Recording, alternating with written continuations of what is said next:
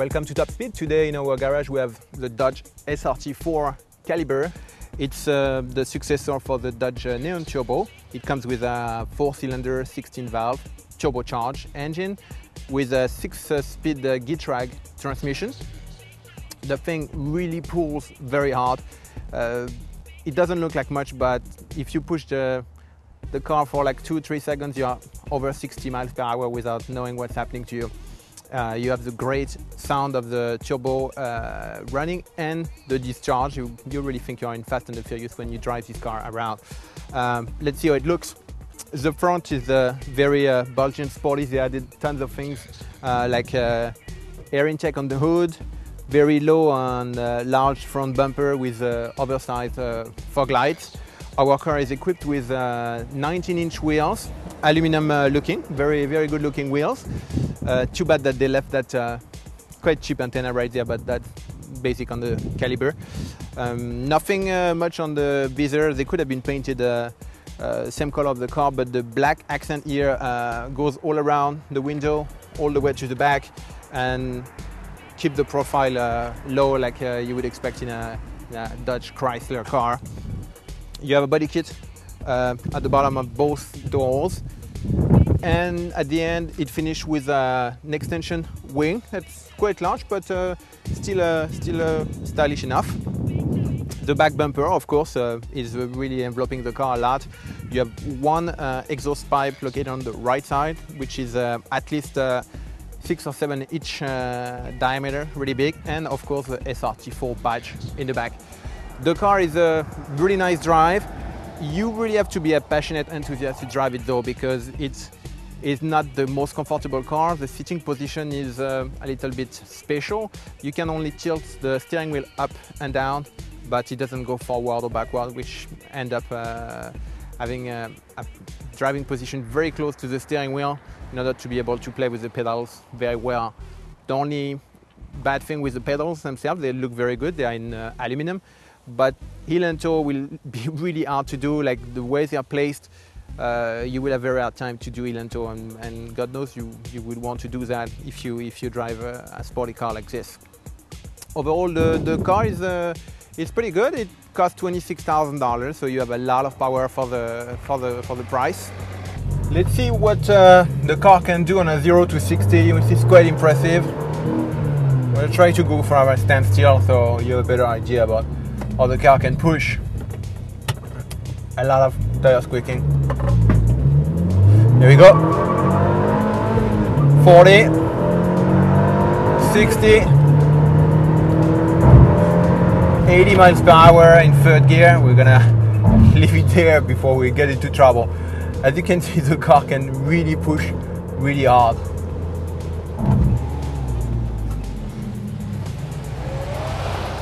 When it's time to make a U-turn in a small place, this car is really not the best. Got a very narrow turning angle.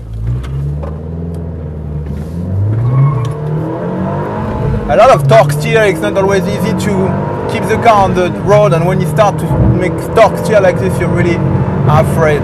Like 90 miles per hour right there. The car is scary, let me tell you. The car can really be scary. You have to have a pretty large road to be able to think that this car is out of its potential. The car is really fast. I don't want to know what is the actual gas mileage on that car, because when it pushes like this, it must be pretty bad. 100 miles per hour right there. The car flies. Simply flies. You look at the speedometer and you cannot believe how fast you're going. To conclude, the car is like a lot of fun. You really want to push it all the time. It's not the most comfortable car. It's definitely noisy, but for $26,000 you definitely have a super car, a 4-cylinder turbocharged super car. It got all the bits of functionality you want. You have folding rear seats, it's a hatchback, you can bring your buddies in the back, the glove box even cool your drinks, you have cruise control, AC, sat nav.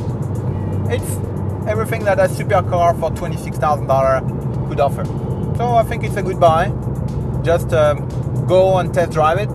If you like brutality, this car will deliver it. If you want something smooth but still sporty, you might want to look for rear-wheel drive and 6-cylinder. For $26,000, I'm afraid that you will not find anything brand new, so you're gonna have to go in the used market. The closest thing that would be remotely as fun as this one would be the Mini Cooper S, the turbo model. That's also a lot of fun, but this is a lot more brutal.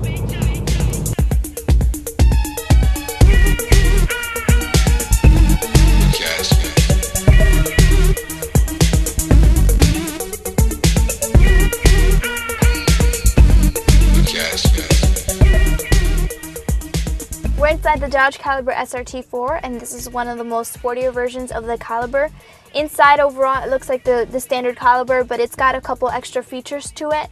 One of the features that came in our model is the navigation screen. It's not the greatest. It's got to use a couple dials. It's not touchscreen, so you got to use a couple dials to get through it. But let's get into more of the fun features. The first thing you notice is these large seats that definitely take up a lot of room inside the car. These seats have red stitching, which is really nice. They're really comfortable, and as you can see, they're pretty big and thick.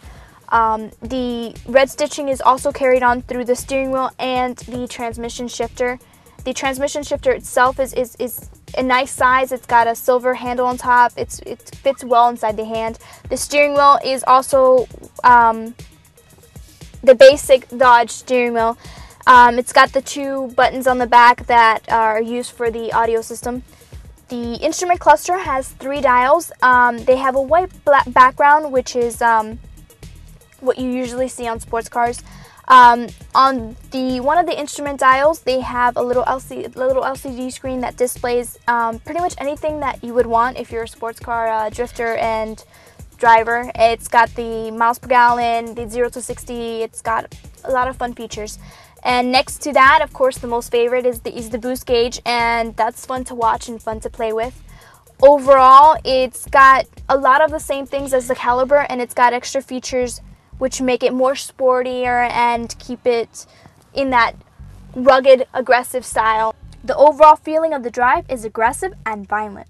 It is definitely an easy car to speed in. It has some punch. Just a slight touch of the pedal, and the SRT4 takes off and pushes you to the back of your seat. This is a front-wheel drive car that is great for tuning and drag racing. The combination of lightweight and performance really make it easy to take off. If you're into a smooth and less aggressive drive, this may not be the car for you. I would have to say this is the best car for the younger crowd.